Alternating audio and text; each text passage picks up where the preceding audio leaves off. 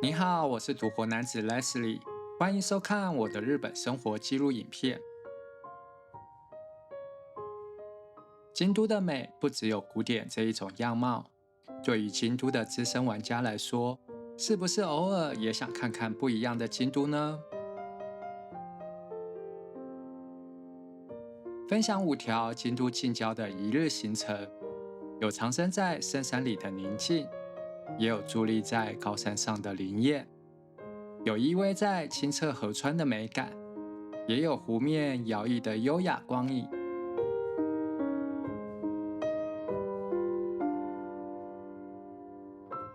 跟我一起散散步，用最闲适的步履，换一种视角欣赏京都，也换一种心情感受日本的纯净。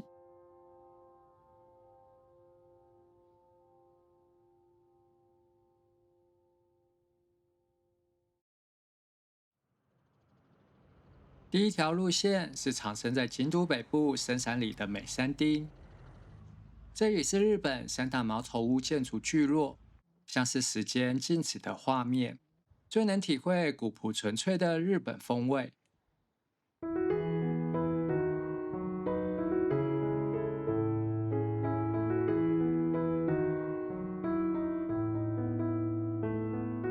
从京都出发，先坐8:58的 JR 往原部出发，9:38到原部后，原月台换成9:46的 JR 到日吉站。出了日吉站，在车站一旁换成10:10的市营巴士美山线往北的方向，大约1个小时就会到美山町了。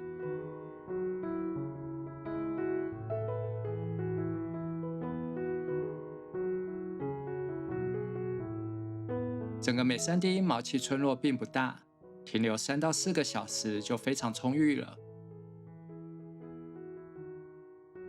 下车后别急着走进村落，可以先走到北赤桥，接受清澈的游凉川洗礼。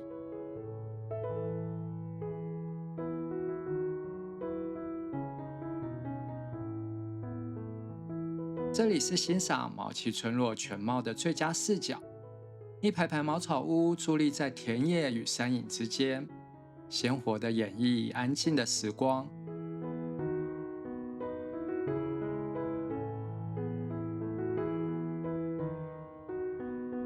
走进村落前，有一个非常抢镜的红色油桶，和背景的茅草屋形成强烈的反差，反而成为美山町最经典的画面。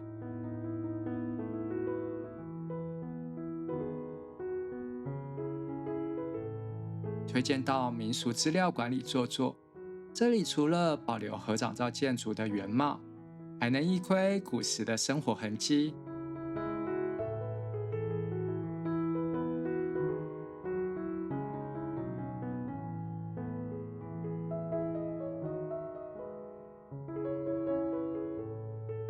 北道和神社规模不大，融入村落的宁静，默默守护美山町数百年。镰仓神社位在村落边缘的高处，有个无敌视角能眺望整个美山村。合掌屋顶一字排开，体现了双手合十向天祈祷的意涵，在山谷中表达最淳朴的情感。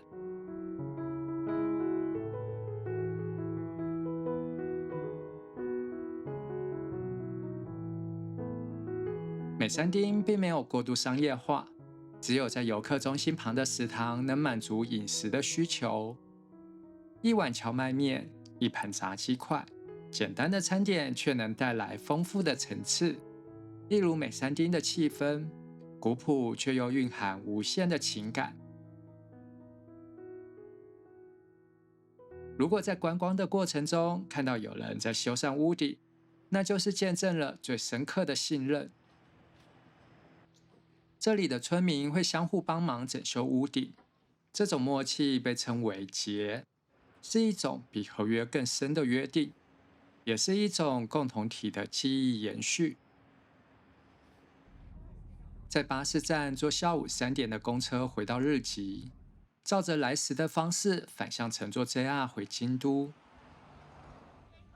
我推荐美山町一日游的理由是这里保留了日本最后的原始与宁静，冻结的时光是京都市区里少见的温柔光影。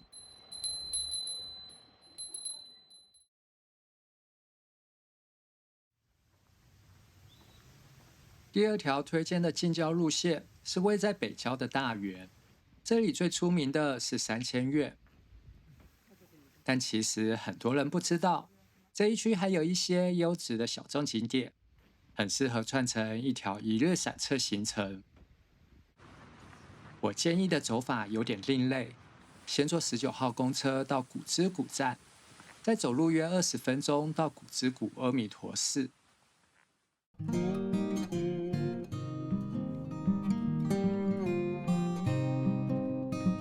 如果要论我目前在京都去过藏得最深的寺院，古芝谷阿弥陀寺绝对排在前3名。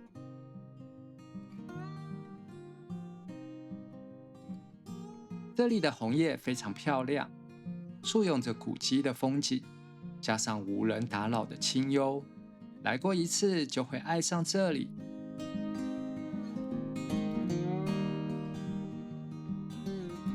接着沿着溪谷散步约50分钟，走到历史超悠久的小寺院极光院。极光院是天台宗寺院，正德太子于西元594年为父亲祈福而建，供奉的主像是6万体地藏像。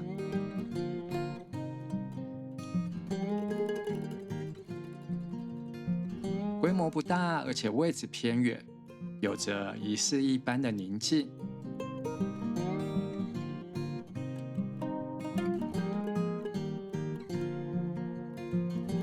接着再走去三千院，欣赏如油画一般的梦幻美景。夏天爬满绣球花，秋天转变成红黄交错的层次，每一个角落都像是宫崎骏的动画，鲜活地重现在真实的世界中。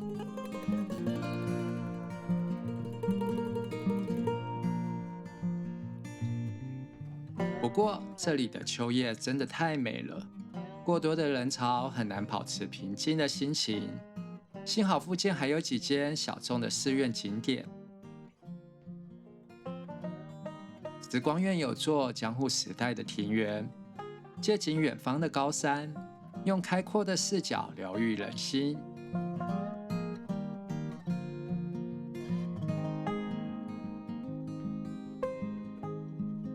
保全院的盘桓园有棵700年树龄的五叶松，坐在客店看过去的视角有如绘卷一样，又被称为画框庭园。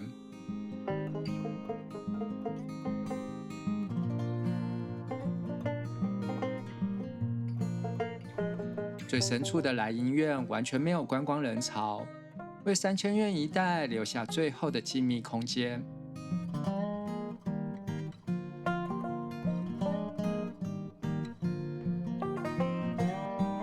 大园地区的历史和配乐而唱的佛经有很深的渊源，对后来的日本音乐也产生很大的影响。这一区另一个有名的是高品质的蔬菜。之前遇过某间餐厅的主厨，他都会亲自来这里挑选食材。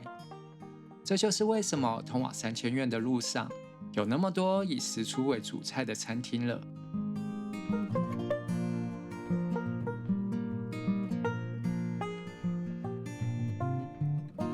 大园这一带夏天安静，秋天优美，冬日的雪景也是经典。甚至有个钢笔的墨水用雪景来命名颜色。我推荐大园一日游的理由是这里有种乡间的自由，好像可以恣意的游荡，贴近原始的生态，感受自然的疗愈能量。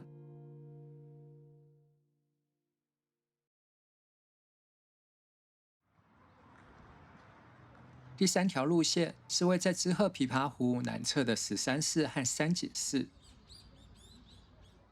虽然已经超出京都的范围了，但其实从京都出发，距离甚至比市区内一些景点还要近。坐 JR 琵琶湖线到石山，换乘京阪石山版本线到石山市站，再走一下子就到了。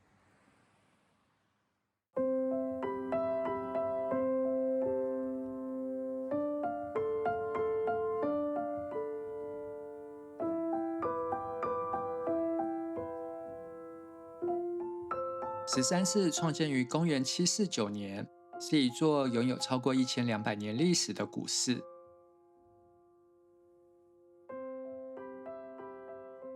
石山寺的名字是来自寺院中央这片细灰石，这个景观非常罕见，因而被指定为国家天然纪念物。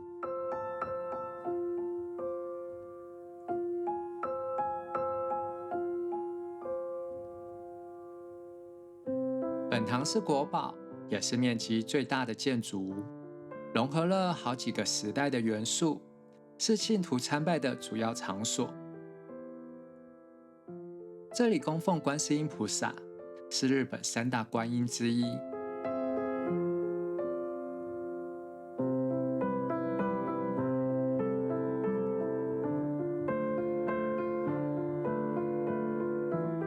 越往境内高处走，石山寺的特色就越强烈。晋江八景之一的石山秋月，就是指这里看着不远的琵琶湖赏月的景色。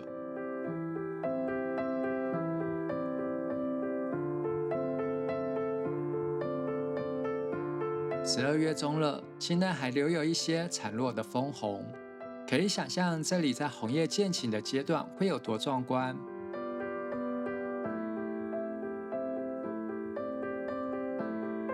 曾经是朝廷的信仰中心，如今还保有朝圣的人气，忠实的记录历史的建筑，加上山光水色的自然一角，成为知鹤最有魅力的古寺。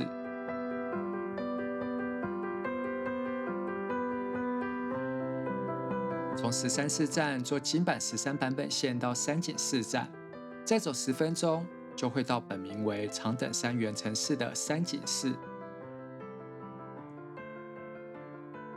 这里的历史可以追溯到7世纪，是天台宗的总寺院，历经不少战乱后却总能重生，所以也称为凤凰寺。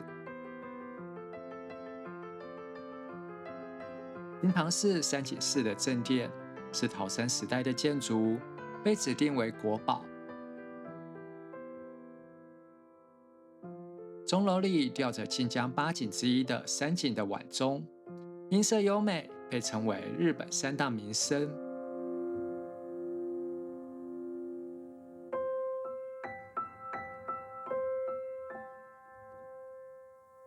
堂院是山景寺的圣地，供奉寺院创始人智正大师。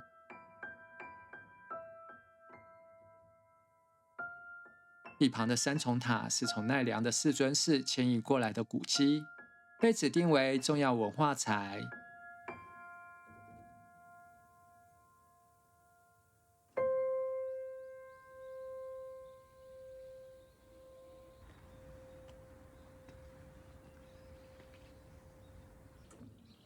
境内高处的观音堂是西国33观音圣地中的第14寺，每33年才开放主像参拜一次。境内最高处还可以远眺琵琶湖，开阔的视野，加上参拜后的平静心情，绝对是旅行中最疗愈的时光。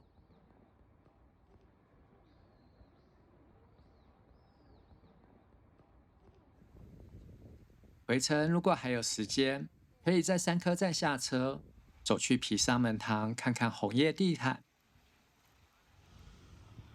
或是沿着琵琶湖疏水道散步一下，听着水流声，感受洗涤人心的自在。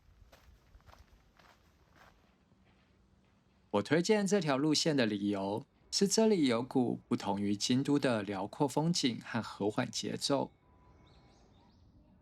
2间寺院的腹地不小，加上琵琶湖的开阔视野，自然与古迹交叠的层次，带来了壮阔和秀气的反差感，呈现出有别于京都的优雅。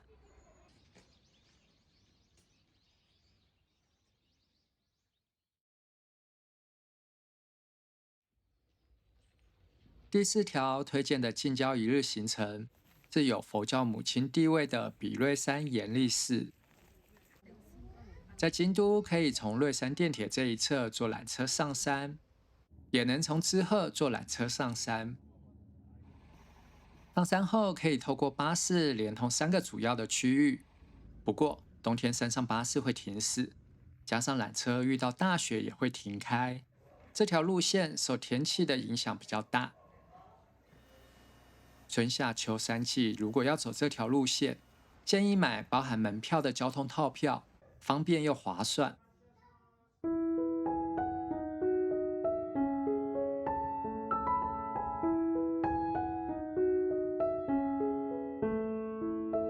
严立寺是散布在比瑞山各处的建筑群总称，主要有东塔、西塔和横川3大地区。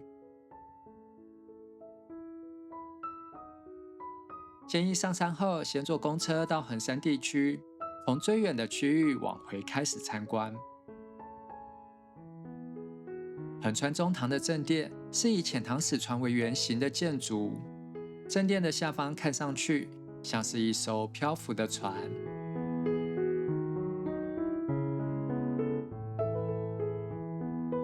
圆山大师堂据说是神仙的发源地，可以在这里求个护身符来辟邪。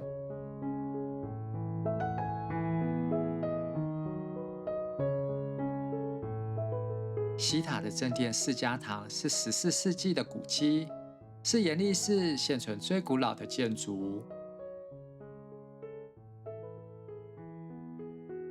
长行堂和法皇堂中间连接的走廊被指定为国家重要文化财产，据说变庆用肩膀扛着这里，也是必看的景点。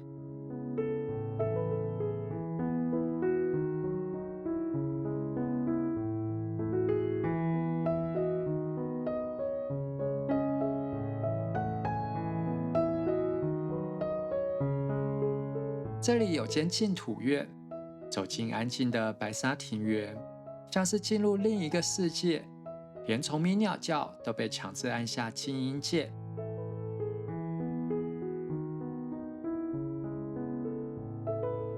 东塔的古迹建筑很多，也是最先开创寺院的发源地。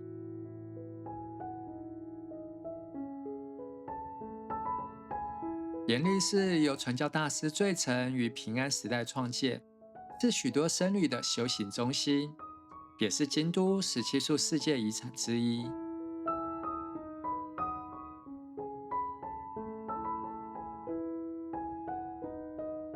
这里有比瑞山7大不思议的故事，充满警示意义的传说，让参拜的过程多了一些自省的提醒。下山之前可以到严立寺会馆，享受一份带有祈福意涵的提拉米苏。店员会询问出生年份，然后用梵文写下对应的祈福文字，是个很特别的体验。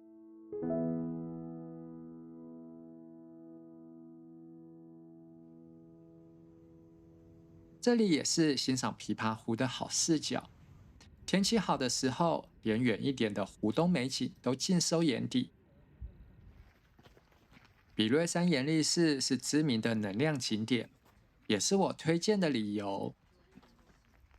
另外，漫步在自然与历史交错的森林中，无论是带着禅修的虔诚，或是放松的心情，都能遇见疗愈人心的风景。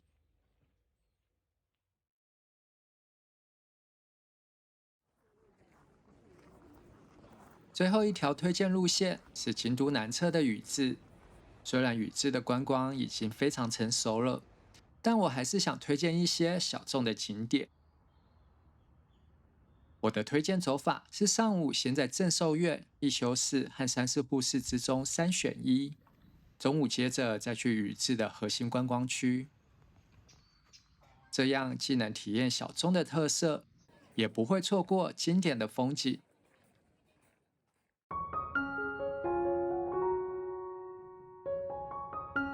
从宇治 JR 站坐周末限定巴士约30分钟，下车后还要走路15分钟才会到正寿院。这里最大的特色就是新型的珠穆窗，窗外的景色随四季变换颜色。新型窗可以辟邪并带来吉祥，是正寿院的标志元素。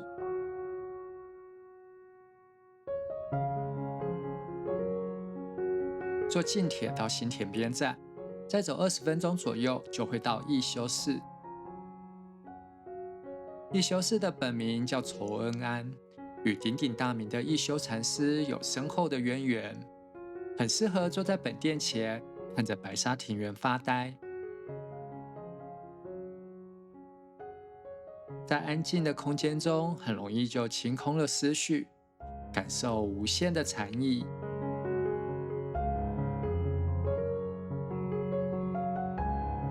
坐京阪宇治线到三四户站，下车后再走15分钟就会到三四户寺。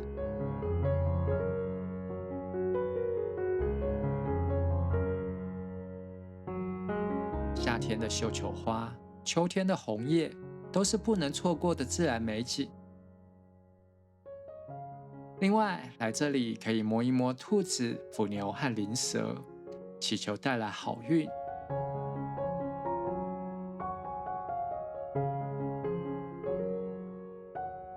古迹交错，自然风景加上灵验的能量，多元的层次变化出让人忘了呼吸的疗愈美景。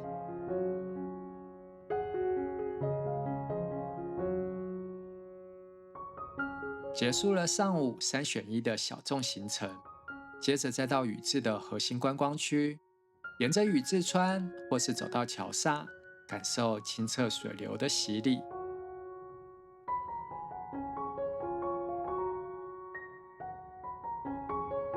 宇治上神社保留了最古老的神社建筑，也是京都17处世界遗产之一。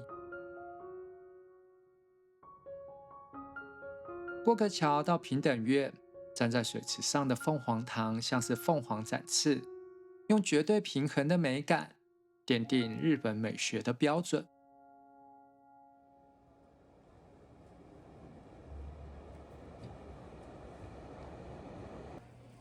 长岛商店街有很多以抹茶为主打商品的店家，停下来吃个点心，或是买伴手礼，深刻体验茶之京都的魅力。我推荐这条路线的理由是宁静的小众景点交融经典的世界级风景，反差之后留下的余韵。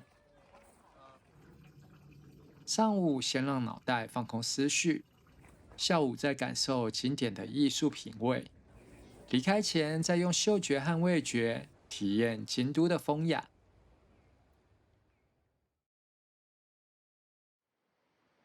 5条京都近郊一日路线，5种不同于古都的秀气风景，在看尽了厚重历史的古迹之后，带来不一样的清新优雅。